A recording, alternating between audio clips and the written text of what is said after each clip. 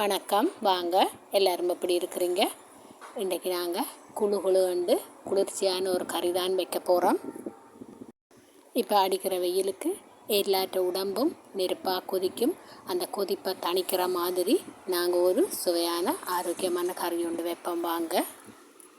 இதில் வெந்தயம் எடுத்துருக்கிறேன். ஒரு 125 கிராம் வரும் இந்த வெந்தயம். இதை நான் ஒரு இரவு ஃபுல்லாக ஊற வச்சிருக்கிறேன்.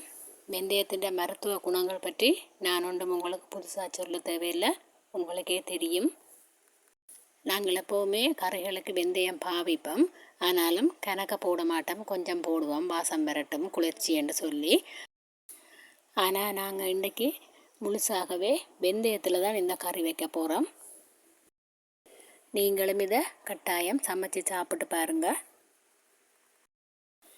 இந்த கறியை வைக்கிறதுக்கு நான் இதில் வெங்காயம் எடுத்திருக்கிறேன், வெள்ளைப்பூடு, தக்காளி பழம், பச்சை மிளகாய், ரம்பை, கருவேப்பிலை இவ்வளோ தான் எடுத்திருக்கிறேன்.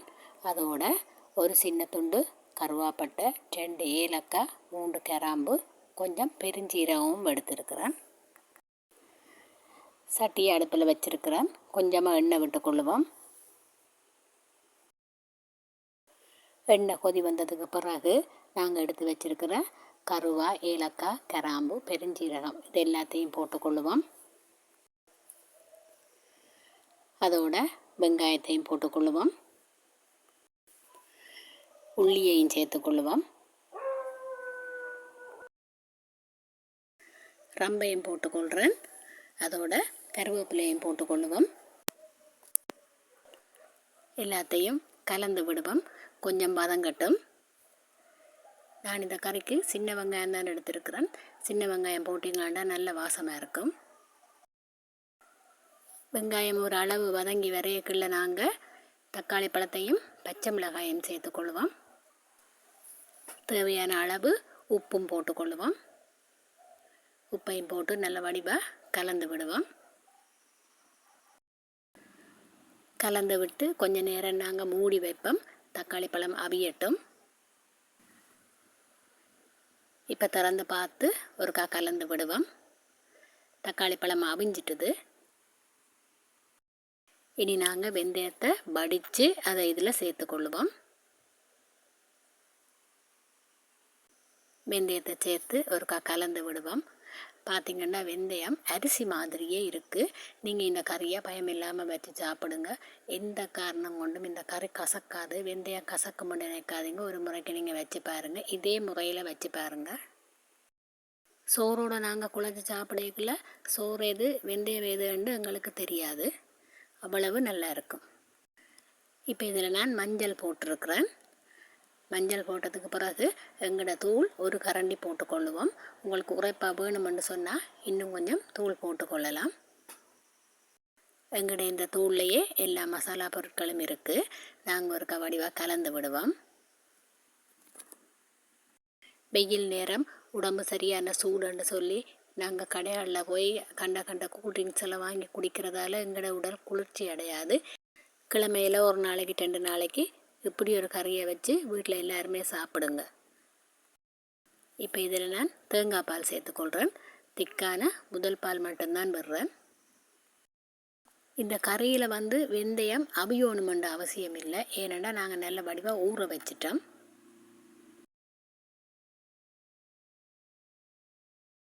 இப்போ நாங்கள் புளி கொஞ்சம் விட்டுக்கொள்ளுவோம். வெந்தயத்தை நாங்கள் சும்மாவே சாப்பிடலாம். சும்மா வாயில் போட்டுட்டு தண்ணியோட விழுங்கினாலே அது வயிற்றுக்கு அவ்வளவு அற்புதமான பலன்களை தரும்.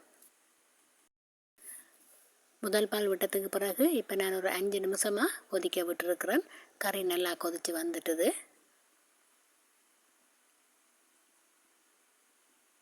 வெயில் கொடுமை தாங்காமல் க்ரீம் பூசிக்கொண்டு வெளியில் போகிற பிள்ளைகள் இப்படி வெந்தய கறியை சமைச்சு சாப்பிடுங்க. அது சருமத்தை வறண்டு போக விடாமல் பாதுகாக்கும். உப்பெல்லாம் அளவாக இருக்கான்னு சொல்லி பார்த்து நீங்கள் போட்டுக்கொள்ளுங்க. என்னுடைய கறிக்கு நான் உப்பு அளவாக போட்டிருக்கிறேன், அதால் உப்பு போட இல்லை. இப்போ நான் கடைசியாக ஒரு கரண்டி சீனி சேர்த்துக்கொள்கிறேன். இந்த சீனி சேர்க்கிறதால வெந்தயத்தில் சில நேரங்களில் கசப்புத்தன்மை உங்களுக்கு வருமாக இருந்தால் அது பேலன்ஸ் பண்ணிக்கொள்ளும். இந்த வெந்தய கறி சுமாராக ஒரு 10 பேர் சாப்பிடலாம். இந்த கறியை வச்சு பழைய கறியாக நீங்கள் சாப்பிடக்கூடாது. ஏனெண்டா இதில் நாங்கள் வெந்தயம் பெருசாக அவிய விட இல்லை. சீனி சேர்த்ததுக்கு பிறகு நான் ஒரு 5 நிமிஷம் அப்படியே கறியை விட்டுட்டேன். இப்போ நல்லா எல்லாமே வற்றி திரண்டு வந்திருக்கு. இனி நாங்கள் எங்களோட கறியை இறக்கிடுவோம். நிறைய மருத்துவ குணங்கள் நிறைஞ்ச இந்த கறியை கட்டாயம் நீங்களும் செய்து சாப்பிடுங்க. இது பல்வேறு வருத்தங்களுக்கும் மருந்தாகும். கையில் வெண்ணெயை வச்சுக்கொண்டு நாங்கள் நெய் கலைஞ்ச கதையாக வீட்டிலேயே இப்படி அருமருந்தான வெந்தயத்தை வச்சுக்கொண்டு நாங்கள் வேறு வேறு பொருட்களை தேட தேவையில்லை. இதையே நாங்கள் மருந்தாகவும் உணவாகவும் பயன்படுத்தலாம். வீடியோ பிடிச்சிருந்தா லைக் பண்ணுங்கள், கமெண்ட் பண்ணுங்கள். கிளிநொச்சி கிச்சனுக்கு சப்ஸ்கிரைப் பண்ணுங்கள். வீடியோ பார்த்த எல்லாருக்கும் மிக்க நன்றி.